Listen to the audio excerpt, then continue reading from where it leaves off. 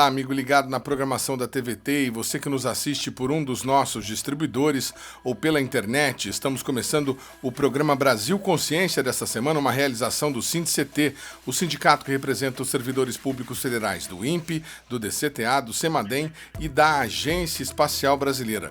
E no programa de hoje a gente volta a falar sobre o Brasil em chamas.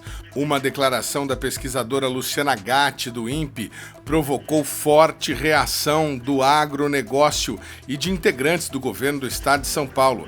A pesquisadora vem sofrendo ataques nas redes sociais por atribuir as queimadas a ações humanas e criminosas. Mas antes a gente atualiza informações sobre uma outra crise mais antiga que parece não ter fim, a da Avibraz, que completou 700 dias com seus trabalhadores em greve. A empresa se reuniu com os trabalhadores na última sexta-feira e o acordo de layoff foi recusado pela categoria. Enquanto isso, continuam as especulações sobre a possível venda para um grupo internacional. Nesta entrevista, você ficará sabendo sobre a circulação de representantes de grupos estrangeiros dentro da fábrica. Confira.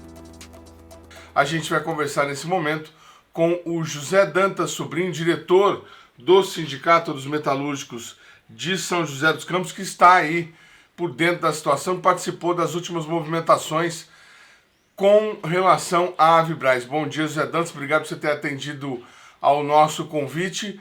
Nós falamos agora há pouco, 700 dias de greve, trabalhadores sem receber salário e muita indefinição. O sindicato havia ingressado com uma ação na justiça, tentando obter um posicionamento, uma solução do governo federal, mas a princípio a liminar foi negada. O que o sindicato está fazendo agora, José Dantas? Bom dia.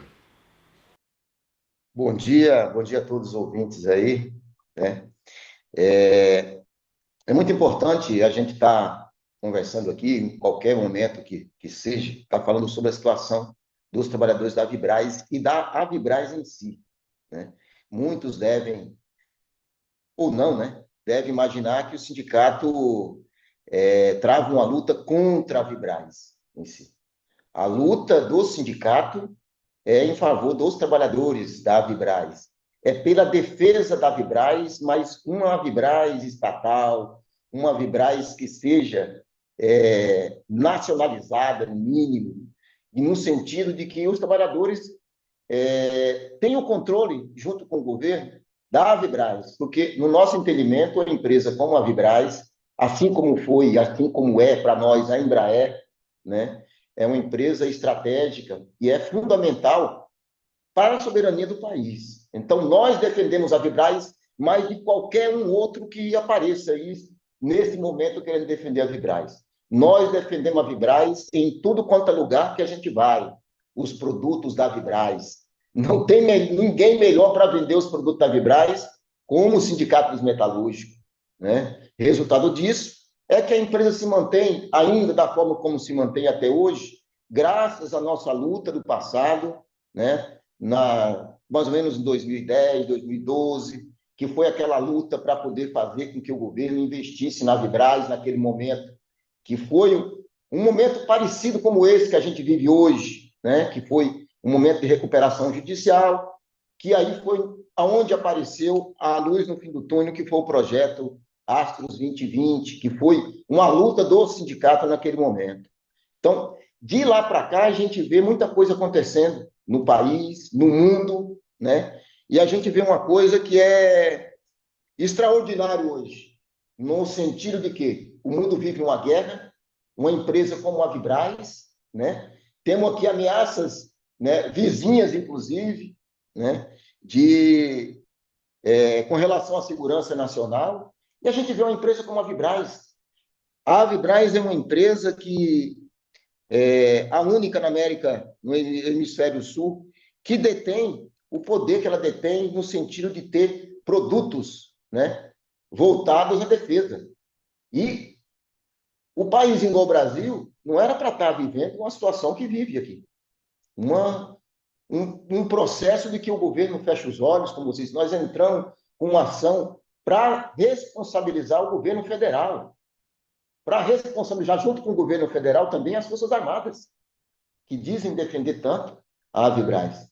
E nós chegamos a esse ponto de mais de 700 dias de greve, de 17 meses de salários atrasados.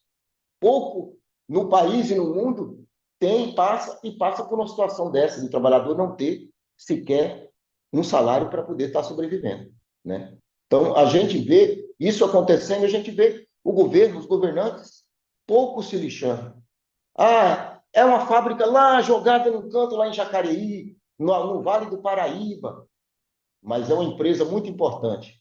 Tanto é importante para o país que também para os estrangeiros que estão a fim de comprar a Vibraz, estão a fim de adquirir os produtos da Vibraz, mas não para manter a Vibraz como a gente acompanha até hoje, com a Vibraz voltada para o mercado, mas fora do país. E isso é uma ameaça à soberania nacional. É um crime de lesa pátria, porque o governo Lula deveria muito bem e poderia muito bem, né? São mais de 200 bilhões de reais que são destinados aí às Forças Armadas, o orçamento para esse ano, e com 1 bilhão e poucos de reais, a Vibraz poderia ser estatizada. Muito bem, Dantas. A gente teve algumas informações recentes, não tão recentes assim, mas os últimos acontecimentos. Teve inclusive um desdobramento aí, parece que o convênio médico dos trabalhadores que estão em greve também foi cortado. Isso. Tem a questão do convênio médico, porque nesse processo da recuperação judicial, houve uma mudança também do plano de saúde. Saiu de um Sul-América, que os trabalhadores já estavam acostumados, estavam ali, tendo médico, bom atendimento, tudo mais. Depois mudou para um outro convênio médico inferior, que aí começou a limitar o atendimento dos trabalhadores, né? E depois, para piorar, houve o não pagamento do plano de saúde, e aí houve, na verdade, o cancelamento do convênio médico dos trabalhadores. Então, uma coisa que estava ruim, piorou mais ainda a situação dos trabalhadores, né? Então, é a luta diária. Cada dia não é só um leão, né? É o leão, é o tigre, é o jacaré, é tudo que aparece. Os trabalhadores estão tendo essas dificuldades. Bom, então eles não recebem salários, eles não têm mais, obviamente, não fazem jus ao ticket refeição e agora eles também não têm mais convênio médico. Depois de 700 dias em que essa greve está instaurada, você tem informação de trabalhadores que já tenham desistido, que tenham deixado a Vibraz e procurado colocação em outros lugares, tenham saído da empresa, pedido desligamento ou algo nesse sentido, Dantas? No início desse movimento, lá em março de 2022, tinham na Vibraz 1.480, 1.470 trabalhadores nesse período. Houve uma redução muito grande dos trabalhadores. Durante esse processo, cerca de 400 trabalhadores pediram para sair da Vibraz, foram para outros lugares. Alguns que foram desligados naquela, vamos dizer assim, naquele movimento que a empresa fez de demissão em massa e entrou com pedido de recuperação judicial. Alguns deles falaram, não quero voltar mais, que já ficou pelo caminho naquele momento.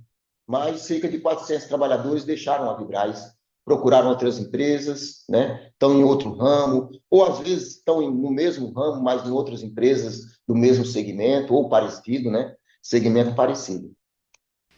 Então, se a Vibraz conseguisse hoje alguma medida do governo ou um sócio, um investidor para retomar suas atividades, haveria dificuldade de mobilizar a mão de obra. Não está todo mundo disponível como a gente imagina.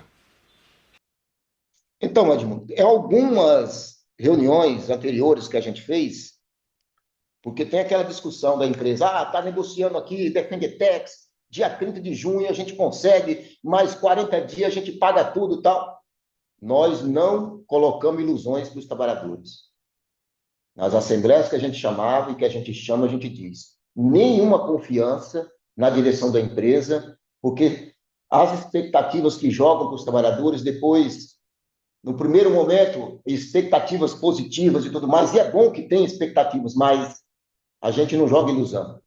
Então, foram muitas expectativas que foram colocadas pela empresa, né, pela direção da empresa, e não foram concluídas, não foram findadas, não aconteceu.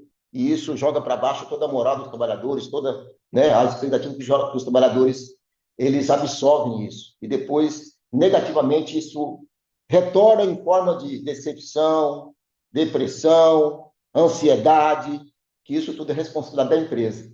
Então, houveram diversos debates com relação a isso. Estão perdendo mão de obra qualificada. O que a empresa dizia? E fala até hoje, não, porque se por acaso tiver o contrato, quando tiver, a gente vai buscar os trabalhadores de novo. A gente vai buscar, a gente sabe onde está, a gente traz novamente. Nós vamos buscar e pagar o que for necessário. Tá? Só que nós não trabalhamos com essa discussão. Então, se é para vir, se vai vir, vai ser o momento certo, nós vamos falar para os trabalhadores e aí os trabalhadores vão decidir as coisas, né? Mas nós não temos nenhuma confiança com que a empresa vem e coloca para a gente, porque foram várias coisas que foram colocadas e que não foram cumpridas, promessas que foram colocadas e não foram cumpridas. Imagino que não possa ser diferente. E nessa última reunião que vocês tiveram, houve alguma promessa nova, alguma informação sobre possível venda? Parece que os chineses voltaram à carga. Então, olha só, o governo federal parece uma brincadeira, né? Quando aparece a Defentex, e aí não dá certo, aparece a Norinco, e aí há aquela discussão geopolítica que envolve Estados Unidos e China. E aí coloca aquela toda chantagem de embargos. Ah, se fechar com a Norinco, vamos embargar, não tem mais produto que é necessário aqui de exportação, que é parte da tecnologia para incluir nos produtos da Vibraz, tal. E aí há toda essa chantagem, né, dos Estados Unidos. E o governo diz, não, o governo vai barrar, não quer que seja vendido para estrangeiro. E aí até a Norinco sai fora. Aí o governo coloca essa notícia de que não, que vai procurar, junto com o BNDES, que busque empresas nacionais para formar um grupo e entregar a Vibraz. Entregar a Vibraz com 500 milhões de reais de um possível contrato com a Romênia, que já está, dizem que já está ok, que é só adquirir a Vibraz, o próximo já tem esse contrato. Porque o produto da Vibraz não está pronto ainda, mas todo o processo já existe na fábrica. Mão de obra, maquinário, suplementos, liberação do governo, né? Já tem o produto aprovado. Então, é fácil para quem pega a Vibraz. E aí a empresa diz o seguinte, aí o governo federal diz, olha, não vou me meter, não quero empresa estrangeira. Nós tivemos uma reunião semana passada com a direção da empresa, que ela diz, olha, inclusive os trabalhadores nos informaram, olha, a Norinco está na empresa, está fazendo visita à empresa, a direção da Norinco, com o aval do governo. Então é uma patifaria, uma palhaçada que acontece aí. Então, se não vai vender, se não vai permitir, por que gera toda essa questão de expectativa nos trabalhadores também? Aí a empresa disse na reunião anterior, olha, existe ainda 6 empresas que estão em negociação, né? E que tem empresa que tem exclusividade, vai com o processo de negociação, está adquirindo, assim como a Defentex teve, como é que se diz? Preferência. Primeiro, tem várias, tem essas, mas tem a primeiro, segundo, terceiro, e existem, então, 2 empresas estrangeiras, continua, e 4 empresas nacionais. Né? E aí ela diz, eu não posso falar quem que é. A gente fala, pô, precisa falar para a gente aqui, porque nós queremos ser o último, nós queremos ser o primeiro a saber, porque envolve o sindicato, envolve os trabalhadores. Ela diz, não, vocês vão saber, mas agora não dá para saber, que é segredo de negociação, nós não podemos estar, é sigilo de negociação, não podemos estar falando. Mas os boatos estão por aí, os trabalhadores sabem, os trabalhadores perguntam para a gente, é essa mesmo? Não é? Né? Então, nós podemos falar, porque existe os trabalhadores que estão dizendo que é uma empresa com o nome de Diamante, que possivelmente está em fase de negociação com a Vibraz. Só que o sindicato não pode dizer é essa empresa ou aquela empresa, é o que tem, é o que está aparecendo para os trabalhadores e que chegou até o sindicato. E que a direção da empresa se nega a dizer se é essa, se é aquela empresa.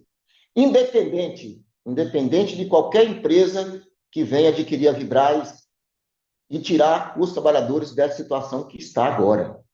Agora, seja qualquer uma que venha adquirir a Vibraz, tem que saber que a Vibraz tem essa luta, tem as reivindicações, tem a pauta dos trabalhadores, e qualquer um que venha adquirir a Vibraz tem que sentar com o sindicato, tem que discutir as formas de como vai se caminhar de agora para frente.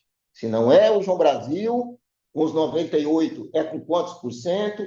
É com 0%, né? É uma porcentagem minoritária. Quem é que vai estar, né, conduzindo isso? O governo vai estar a par? Qual é o período que a empresa vai estar permanecendo no país? Regularização do salário, regularização dos benefícios. Nós queremos que volte à normalidade, mas a normalidade que tenha tranquilidade para os trabalhadores. Muito bem, e então quer dizer, nós temos uma negociação com essa empresa supostamente de nome Diamante e tem relato de trabalhador sobre direção da Norinco dentro da Vibraz tirando informação. Isso é o que vocês têm no momento. E sobre produção, houve solicitação de mão de obra nos últimos meses para fazer alguma coisa ou a Vibraz está 100% parada? Não tem nada. Não foi solicitado nada de trabalhador para fazer algum produto, terminar algum produto, iniciar, nada, não tem nada. Está parado tudo parado. A não ser algum processo que tenha um ou outro trabalhador em um processo home office, né? Algum projeto, alguma coisa, porque eles dizem que não parou, continua, né, alguns setores fazendo a questão de contratos, né? O administrativo, né? Administrativo, financeiro, comercial, isso ainda pode estar funcionando home office. Mas produção, esse ano não teve? Nada. Mais nada. Até então, para trabalhar sem ter o salário regularizado, também os trabalhadores não vão retornar. Na última reunião, a empresa apresentou uma proposta de layoff para 560 trabalhadores. Como é que funcionaria isso? Esses 560 estão em greve e não estão recebendo. Eles se ofereceram a pagar alguma coisa para esses trabalhadores? Como é que seria? Até então, os que estavam saindo de layoff eram trabalhadores que já tinham adquirido o layoff lá atrás. Porém, a parte que cabe à Vibraz pagar, ela não estava pagando. Porque já tinham saído, então do governo não ia receber. A parte do FAT não ia receber. Porque eles já tinham recebido. E aí a parte que cabia à Vibraz, que era o mesmo valor do governo, e a outra parte de complemento para a Vibraz complementar o salário, a Vibraz também não estava pagando. Então, é um layoff que não tinha pagamento. Aí, dessa vez, ela propôs o pagamento da diferença dela não pagar, mas a parte do FAT, o governo pagar. Portanto, seriam os trabalhadores que ainda não saíram de layoff. Então, quem não saiu, poderia estar recebendo a parte do FAT, que é os R$ 2.200, que é a parte do FAT, que é o seguro-desemprego antecipado. Porém, nós votamos a proposta, os trabalhadores rejeitaram, e aí o sindicato encaminhou o seguinte: quem quiser procurar o sindicato e passar o nome, a gente encaminha para a empresa. Não a empresa procurar, mas quem quiser o layoff, vir procurar o sindicato e entrar em contato com a empresa para entrar com o layoff. Isso foi até sexta-feira passada. Algumas pessoas procuraram, nós encaminhamos para a direção da empresa e até agora a gente não tem nenhum retorno. Tá? Então, nessa reunião, a empresa também se comprometeu de estar sentando amanhã com o sindicato, em nova reunião, para estar trazendo mais alguma informação que surgiu durante esse período que a gente ficou sem reunião aí. Então, amanhã tem uma nova reunião com a direção da empresa. Tá certo, Dantas. A gente entra em contato contigo, então, para saber qual foi a proposta, se conseguiram finalmente algum recurso, se vão pagar essas pessoas, porque são trabalhadores que estavam empregados, empenhando função numa empresa estratégica e que de repente ficaram sem salário e estão aí mais de 700 dias sem receber, uma situação dificílima, greve histórica do Sindicato dos Metalúrgicos de São José dos Campos está sendo conduzida com bastante luta, bastante dificuldade. Dantas, muito obrigado mais uma vez pela sua participação aqui no nosso programa, viu? Obrigado, Gimon. Um bom dia a todo mundo aí. Seguindo na nossa luta, junto com os trabalhadores da Vibraz, em defesa de uma Vibraz estatal, sob o controle dos trabalhadores, que é necessário ter uma empresa como a Vibraz no nosso país. Qualquer país do mundo estão com olhos abertos, voltado aí os seus cofres para adquirir a Vibraz, para adquirir essa tecnologia. E o governo brasileiro joga aí, né, no limbo os trabalhadores e essa tecnologia que está aí. Tá certo. O programa Brasil Consciência vai para um rápido intervalo e na sequência você vai ver a pressão do agro sobre uma pesquisadora do INPE por conta das informações quanto às queimadas. É um instante só, não sai daí.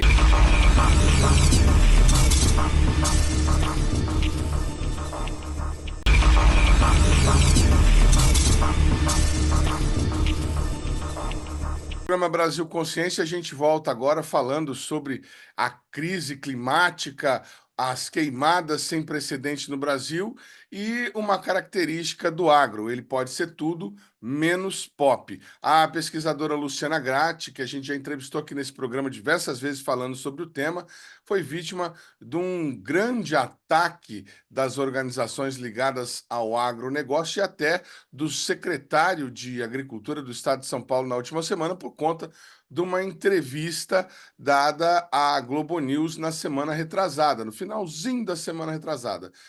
E para falar sobre isso, nós estamos aqui com ela para esclarecer principalmente o ponto de detonação de toda essa situação e mais as importantes informações que ela tem a contribuir com relação a essa questão. Muito boa tarde, doutora Luciana, obrigado por você ter aceitado o nosso convite mais uma vez. E a gente não tem como, vamos começar pelo início, né? Essa polêmica toda. Da onde surgiu isso, doutora Luciana? E a gente estava conversando aqui em off, como é que foi a captação dessa entrevista? Por que a senhora acredita que tenha sido um mal-entendido diante da situação que a senhora estava dando, concedendo aquela entrevista? Boa tarde.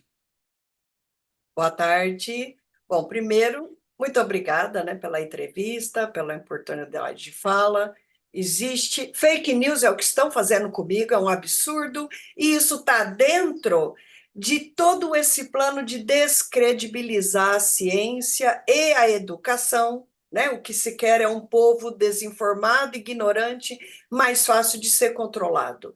Ainda mais na situação de hoje, em que essa elite que domina a economia, como o país funciona, está nos levando para uma situação de colapso climático geral, com o risco de vida para as pessoas. É inaceitável e é nesse tom que eu tinha começado minha entrevista que caiu a ligação, eu estava no hotel com muitas falhas, eu comecei a desenvolver um raciocínio e a ligação caiu, né? Então, lembrei da época que eu morava em Ribeirão Preto, e a gente tomava chuva de fuligem todo santo dia nesse período, e é justamente o período de inverno, quando se tem inversões térmicas, quando a poluição fica muito maior para a gente que respira, a inversão térmica ela segura a poluição mais baixa, então ela fica mais concentrada.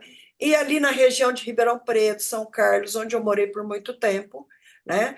A quantidade de pessoas doentes por conta da prática das queimadas na cana era assim que era feito até pouco tempo atrás, até alguns anos atrás. O corriqueiro na colheita era queimar, né? Antes da colheita mecanizada, era assim que se fazia. Então eu estava, né, discorrendo sobre o início, mas, gente, isso era o começo de um cenário que eu ia falar do Brasil inteiro. Quando falei do governador Tarcísio, a minha fala, que foi interrompida, né, caiu a ligação, eu estava justamente dizendo da pressa que ele teve em dizer que ia indenizar o setor onde tinha pego fogo, né, antes de verificar quem é culpado e quem é vítima.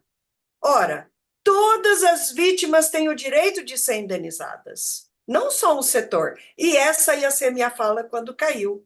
né? Então, veja, nós temos pequenos agricultores que não fazem seguro, né, das suas hortinhas, das suas plantações, da sua pequena cultura de subsistência, sobrevivência. Eles estão sendo indenizados pelo governador? As pessoas que estão doentes, tem pessoas morrendo, né? Velhos e crianças, numa situação como essa, podem morrer. E realmente se tem notícia de uma elevação do número de mortes, que claramente a ciência dentro da medicina indica que tem a ver com esse período. Estão sendo indenizados? Quais são todas as atitudes que o governador está falando? Até aquele dia, tinha uma fala do governador dizendo que não precisava de ter brigada de incêndio, né? Ele foi entrevistado por um repórter da TV Fórum, né? E eu tive acesso a essa entrevista e ele disse: não tem necessidade de uma brigada de incêndio, porque as empresas já têm suas brigadas de incêndio. Ora, cadê a proteção às pessoas, aos paulistas, né? Então, assim, a minha fala ia ser essa, o início, mas eu ia discorrer, Edmo, sobre o Brasil inteiro, né? Da Amazônia até lá embaixo, o pessoal está tacando fogo. A ciência mostra que não tem como esses incêndios serem naturais. A gente nunca viu isso, aliás, a gente vimos no primeiro ano do governo Bolsonaro, quando fizeram o Dia do Fogo, e o cara que organizou veio na internet dizer que estava fazendo aquilo, dentro do que o presidente tinha pedido para eles fazerem, em resposta ao que o presidente falou para eles, né? E a gente viu queimar a Amazônia de uma maneira terrível. A gente chegou a nem a usar uma coleta nossa de perfil de avião, porque era de cima e embaixo uma concentração de 1.000 ppm de CO2. De cima e embaixo, né, de 4 quilômetros de altura abaixo, e só aquele perfil dobrava as emissões da Amazônia se a gente computasse ele. Foi assim uma situação nunca vista, né? Então, assim, a gente sabe que eles são capazes de se organizar para atacar fogo. E essa era a minha fala. Eu botei nome? Não, não botei nome em ninguém. É muito oportunismo. Essas duas organizações do Canavieiro dizer que eu acusei eles. Não, cadê? Mostra na minha fala que nome eu botei. Não botei nome de ninguém, não acusei ninguém, mas eu disse e afirmo, e a ciência fala, e está todo mundo falando. Isto não é natural, isto é provocado, e eles estão querendo nos intimidar, quer que a ciência fique quieta para que eles continuem destruindo o planeta para ganhar cada vez mais dinheiro, e a gente aqui fica vivendo cada vez pior, engolindo fumaça, ondas de calor, enchente, deslizamento de terra, que é isso que esse efeito do desmatamento está levando. Edson, desculpa, a minha indignação aqui é muito grande, né? É muito grande, é muito feio você leva 30 anos como cientista. Eu sou a única cientista brasileira, primeira autora de 3 artigos na revista Nature, uma das revistas de maior impacto do mundo. Quantos brasileiros são primeiros autores de artigo numa Nature, numa Science? Pouquíssimos. E aí eu sou escolhida para ser bode expiatório, para intimidar, a ciência fica bem quietinha. Vários cientistas realmente ficam quietos, fazem, né, as frases amenas, a gente sabe que o que está acontecendo é terrível, as consequências do que estão fazendo vai ser terrível, né? E a gente fica quieto por medo sabe? Como assim botar a máquina toda em cima de mim? É um absurdo, é indignante, é indignante. Eu estou indignada e revoltada com o que estão fazendo comigo, tá? A palavra oportunismo está sendo muito oportuna da maneira como a senhora está colocando. Quer dizer, pegar uma frase tirada de contexto para criar um clima, né, de que houve uma uma injustiça, de que está sendo cometida uma falsa acusação, né? Isso é o roteiro da fake news. Você pega uma meia-verdade, dá uma maquiada nela e cria um palavrório, um discurso, uma narrativa em cima. Então, para ficar claro, a senhora estava se referindo ao que está acontecendo no Brasil todo, né? Essas queimadas que a gente está observando. Para quem assistiu o nosso programa da semana passada, mostramos aqui os índices de crescimento de queimada 2024, 2023, somente do mês de agosto, e São Paulo registrou quase 1000% de aumento no número de queimadas, um dos estados em que o número cresceu de maneira alarmante. Mas a senhora não estava se referindo apenas a São Paulo, e nem Não, e nem também, e nem somente ao cultivo de cana extensivo dessas grandes empresas que estão fazendo cana para produção de combustíveis, por exemplo.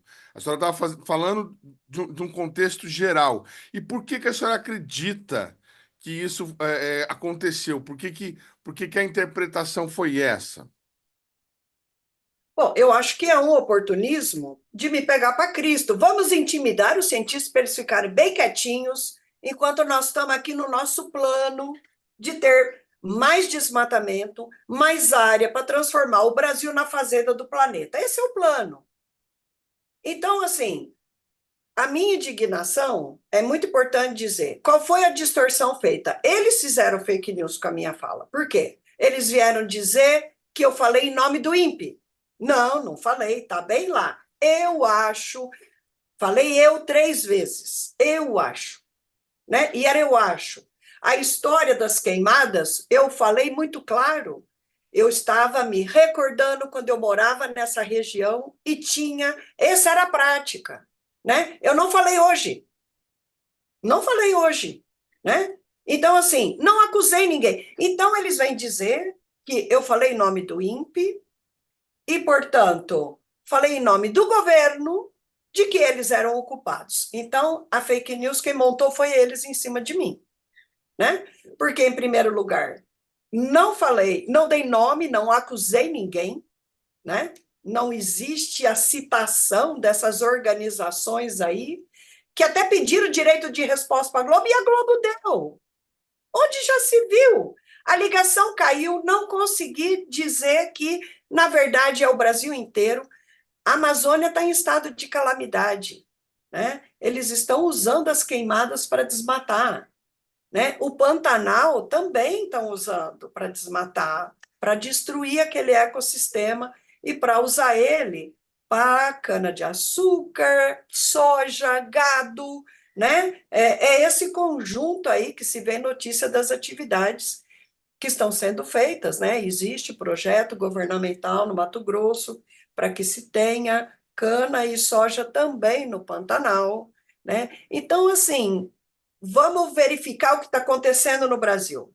A partir de 2019, o desmatamento cresceu absurdamente na Amazônia. Nós registramos mais de 90% de crescimento do desmatamento na Amazônia, e esse desmatamento foi acompanhado em todos os outros ecossistemas brasileiros.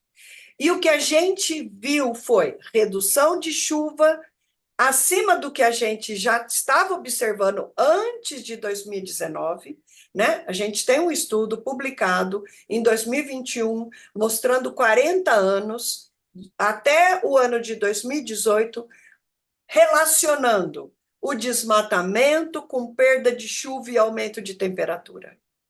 E olha que a gente tinha um processo de declínio do desmatamento de 2005 até 2012 muito grande e um crescimento do desmatamento gradual, não muito intenso, de 2000, né, que foi a partir de 2013 até 2018. Quando em 2019 esse desmatamento explode, né, um aumento de quase 100%, para mim é uma explosão de desmatamento, é uma perda de vegetação muito alta. Lu, por que que muda o clima? Perder a vegetação. Porque as árvores, elas fazem parte do controle climático. As árvores fazem parte da produção da chuva. Então, se você tem menos árvore, você tem seca. E quando está fazendo chuva, quando está jogando vapor de água na atmosfera, se reduz a temperatura naquele ambiente onde a árvore está promovendo essa evaporação. Então, para as florestas, a temperatura fica mais alta. Então, veja, para aquela própria floresta que restou lá, sem ser desmatada, ela não tem a mesma condição de sobrevivência. Ela está vivendo num mundo estressante climatologicamente, um mundo mais seco e mais quente. Então, ela também não funciona igual, ela já não absorve a mesma quantidade de carbono que absorvia antes, ajudando também a regular o clima. Então, veja, de inúmeras maneiras, a floresta participa do clima. Na questão do balanço de carbono, que é o que está por trás das mudanças climáticas, no balanço da água, né? Das chuvas, da evapotranspiração, desses processos e até no crescimento da temperatura. Então, quando a gente perde uma grande quantidade de vegetação num período curto de tempo, nós estamos falando numa aceleração do aumento da temperatura, aceleração de processos de seca no Brasil e aumento ainda das emissões de gás de efeito estufa. O que esse cenário no Brasil provocou no clima no Brasil a partir de 2019? Um aumento dos eventos extremos, um aumento das secas, um aumento de desertificação de áreas que já eram semiáridas. Então, assim, esse projeto do Brasil Fazenda do Planeta está nos levando mais rápido para o colapso climático. Senhores, isso é uma situação, não é à toa que eles querem calar a ciência. Isso está levando o brasileiro à morte. E agora, veja, essas queimadas, na sua grandíssima maioria, não são naturais, são provocadas. Quem está provocando? Isso é papel da polícia descobrir. O papel da ciência é afirmar, não são naturais. Né? É nesse contexto que minha fala começou, a ligação caiu. Então, assim, não nomeei ninguém, não sei quem é, isso é papel de polícia. O que o cientista tem que dizer? Isso não é natural.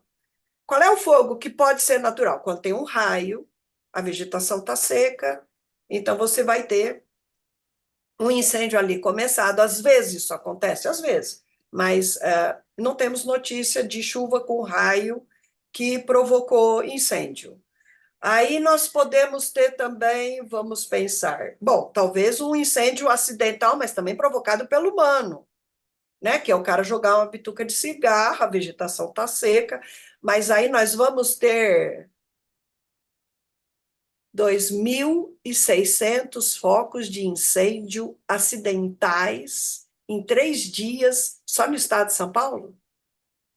O que nós estamos vendo no Brasil inteiro? Não, isso não é natural. Né?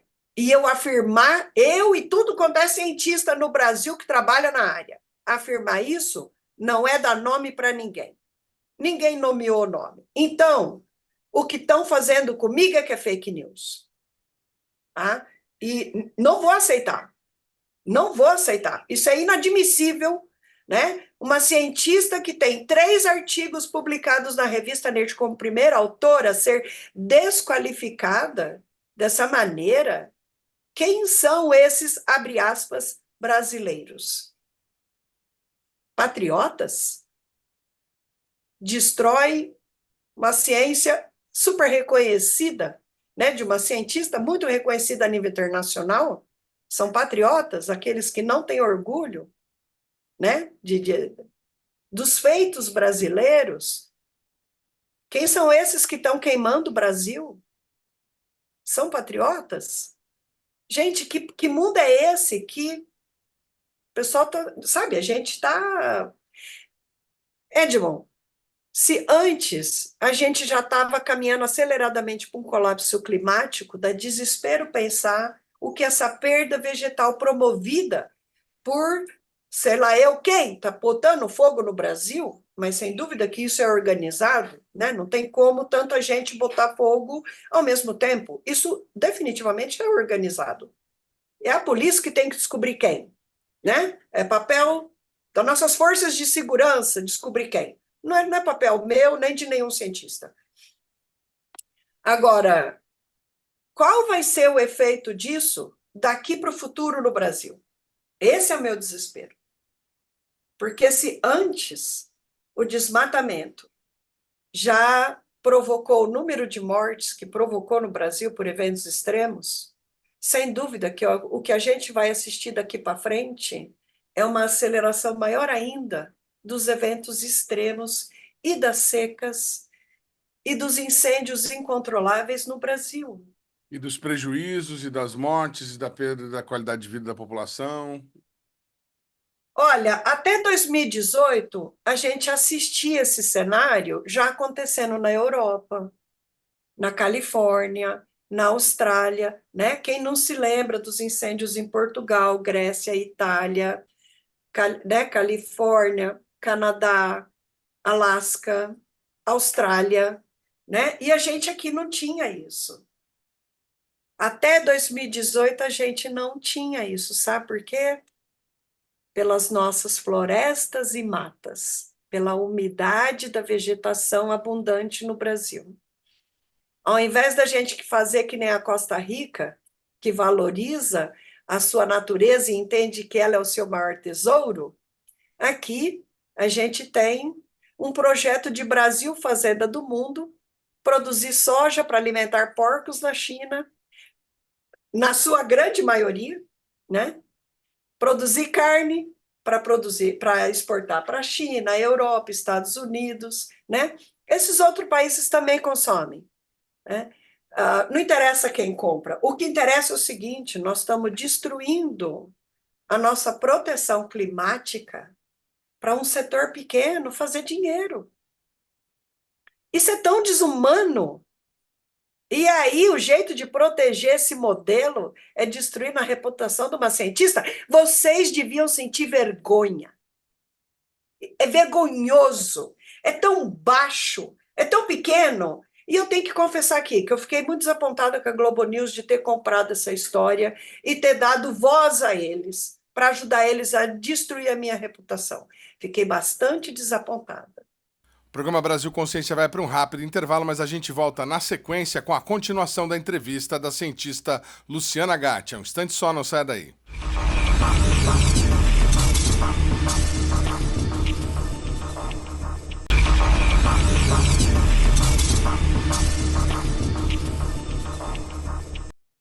E a questão é interessante, né? Porque parece aquela situação, todo mundo já viu num livro ou num filme, onde o culpado sabe que ele é culpado, mas ele é hipócrita e quando o acusam, ele se faz de indignado, né? É bom que isso fique claro, porque o que os cientistas e a doutora Luciana está falando aqui é o seguinte: nós temos uma situação de explosão de queimadas no Brasil que não é normal, não é natural e não pode ser atribuída apenas à seca. E aí, doutora Luciana, eu queria perguntar o seguinte: a gente tem Não, deixa eu fazer uma Pois fala. não, pois não. Seca, por si só, não pega fogo espontâneo. Não existe essa. A culpa não é da seca. A culpa é dos criminosos incendiários. O sol quente não faz queimar mato, né? Sol quente não faz queimar. Não tem essa, não tem incêndio espontâneo. Não existe incêndio espontâneo. Seca não é sinônimo de fogo. É o homem que vai lá e aproveita que a vegetação está seca para exterminá-la. E junto exterminar toda a vida silvestre que ali vive. Que evolução, que conceito ético é esse de uma humanidade que extermina uma quantidade de vida tão grande para ganhar dinheiro? Como é que a gente pode aceitar? Como é que pode ter uma parcela de pessoas que se dizem brasileiras aceitar isso? Bom, e E seguindo, né? topar perseguir cientista só para defender um lado? Gente, a vida não tem lado. Essa guerra não tem sentido. Nós estamos falando numa enchente, na hora de ficar doente com a fumaça. Todo mundo fica, não interessa se é a favor de A ou B. Nós temos que entender que a gente tem que lutar pela vida. Para sair dessa situação climática extrema, A gente tem que produzir soluções junto. Não tem, sabe? Ficar alimentando isso, botar a ciência contra A, contra B, ciência não tem partido. E o Na planeta época do governo Bolsonaro, eu critiquei e eu tenho criticado o governo Lula pelo tanto que demorou para agir. Doutora Luciana, como é que a gente explica isso? Como é que os índices de desmatamento caíram se nós estamos tendo um grande número de queimadas? A queimada, ela não desmata extensivamente como aqueles processos com trator e corrente, aquele pessoal que chega e consome grandes propriedades de um dia para o outro? Olha, antes de responder essa parte, depois você me lembra de responder, eu queria lembrar uma fala. Quando, nesse processo de desmatamento, se reduz a chuva e se coloca a condição climática menos favorável à produção agrícola, a gente afeta a produção de alimento também, né? Então, assim, esse grande latifúndio, né, que produz commodities, né, que vai fazer ração para animais, né? Veja, o brasileiro não come essa soja, isso vai alimentar animais, em primeiro lugar. Segundo lugar, o ser humano precisa comer essa quantidade de carne, né? Principalmente de carne bovina? Não, se a gente botar na ponta do lápis, quanto que se precisa de área para produzir o animal? Aí o animal confinado precisa da área da soja e do milho para ter ração, né? O ser humano não precisa desse tanto de proteína animal. Aliás, o ser humano pode até passar sem proteína animal nenhuma. Está lotado de vegetarianos vivendo muito bem a vida inteira como vegetarianos, né? Então, assim, quando a gente olha criticamente e vê que esse é um dos nossos problemas, esse hábito alimentar baseado em proteína animal é um dos nossos problemas, né? Porque causa muito desmatamento.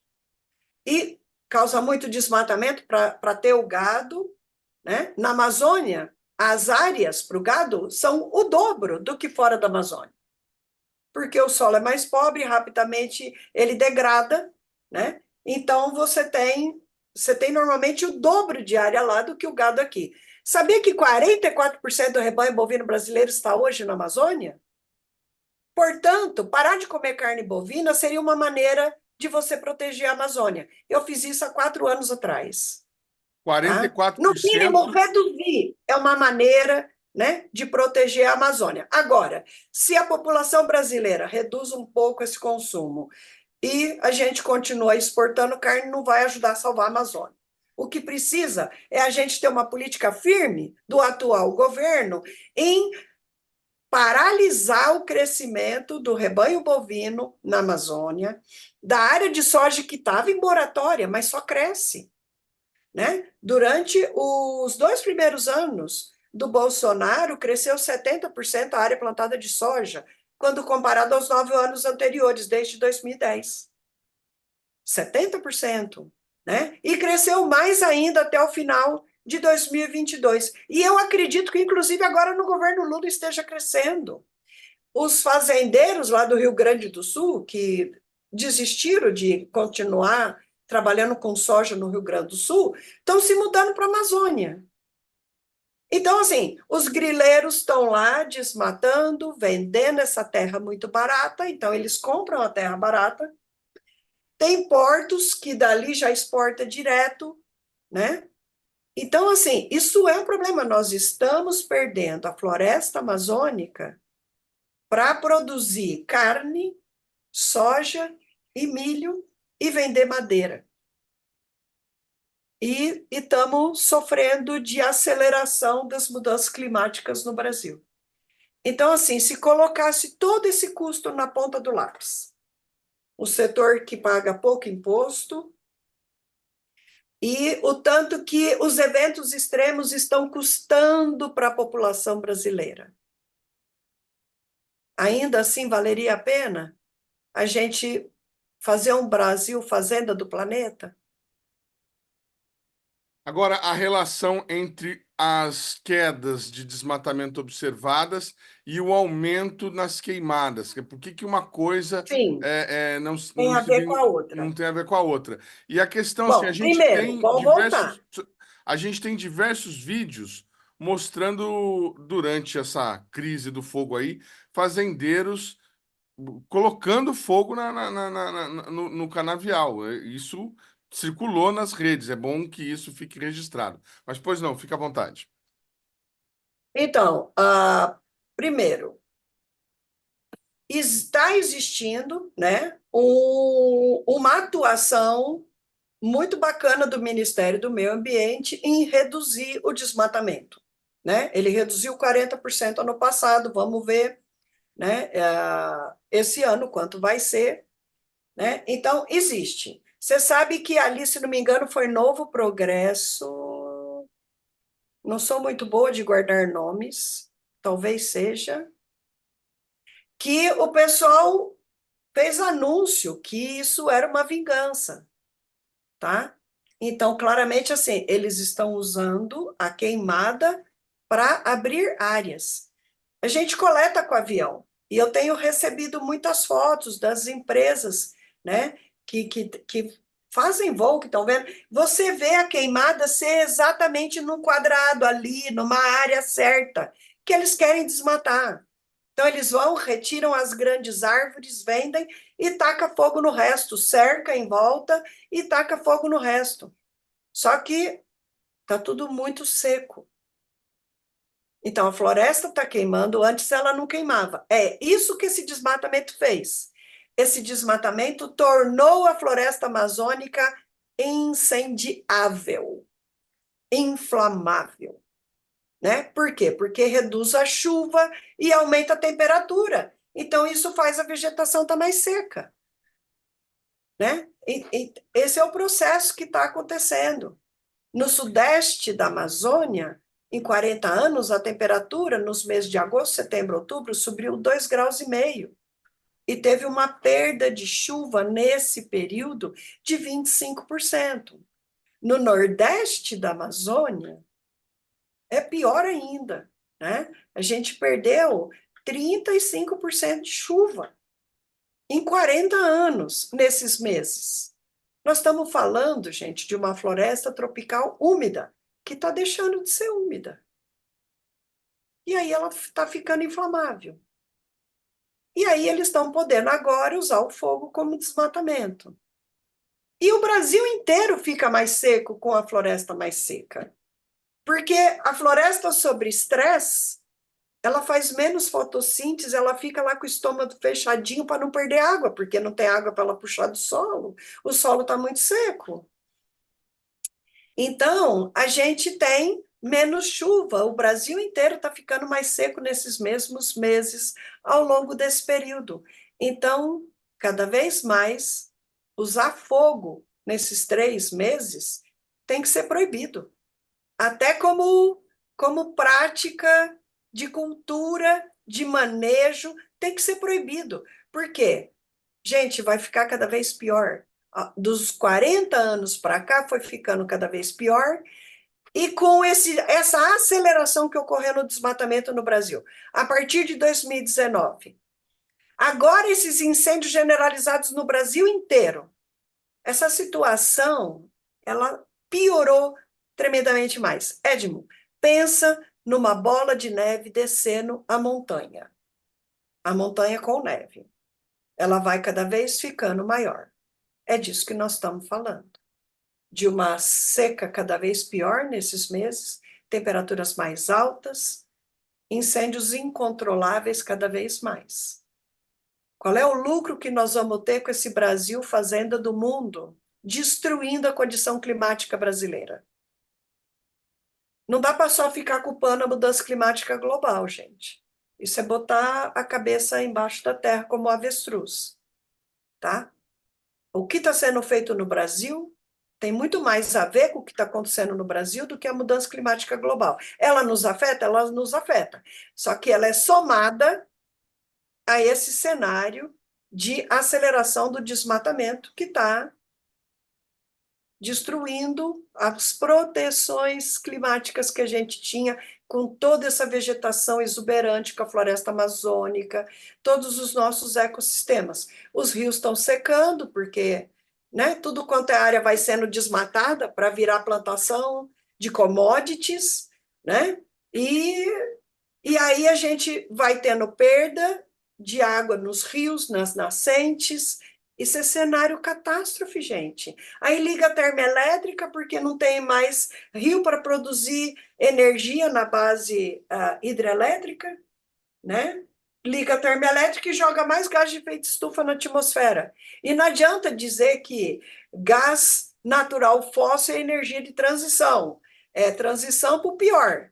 Porque na hora que você substitui energia de hidrelétrica por termoelétrica, gás metano fóssil, é aumento de emissão de gás de efeito estufa. Só é redução, só é energia de transição num país que, ao invés de queimar carvão ou petróleo, passa a queimar gás natural fóssil.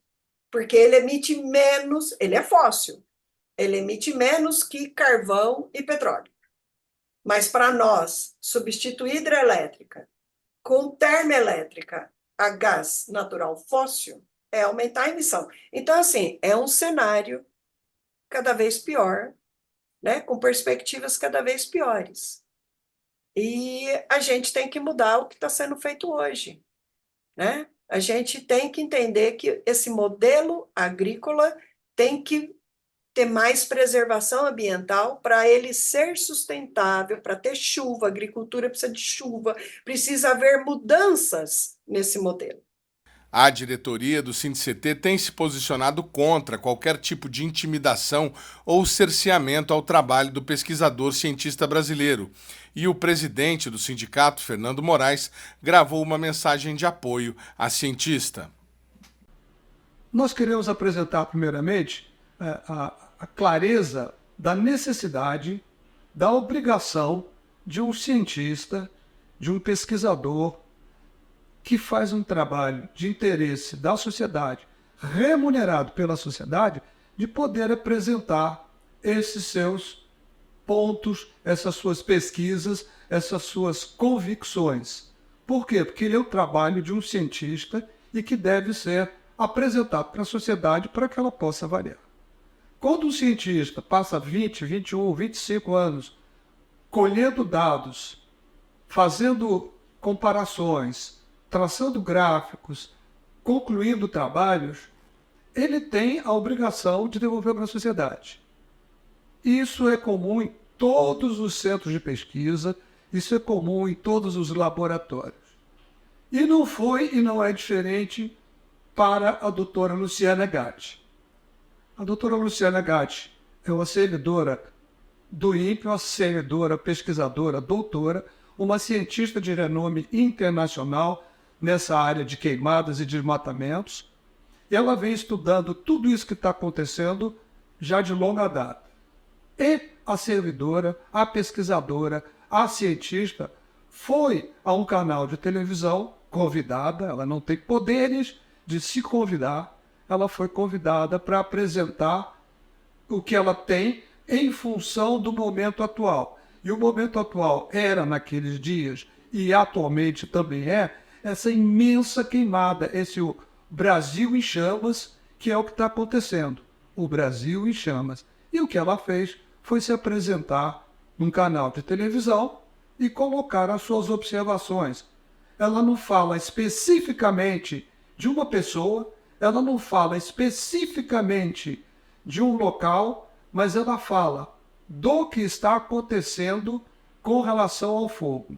Ela deixa muito claro em toda a sua fala e também nas suas notas técnicas, nas suas observações, nos seus congressos, ela deixa muito claro que nestes casos o fogo que hoje domina o Brasil, ele é na maioria das vezes intencional. É importante ressaltar e é importante que as pessoas observem, reflitam, pesquisem nos trabalhos que esta cientista tem desenvolvido e vejam a realidade do que está acontecendo, tanto no momento atual quanto ao longo dos últimos 20 anos. Lembrando que o INPE, que é onde a cientista trabalha, tem um acúmulo de dados muito grande e que mostra, nesse período, as fontes de onde são as queimadas. É importante lembrar também que a ciência, ao longo de todos os tempos, ela sempre foi combatida, criticada, tentada se destruir.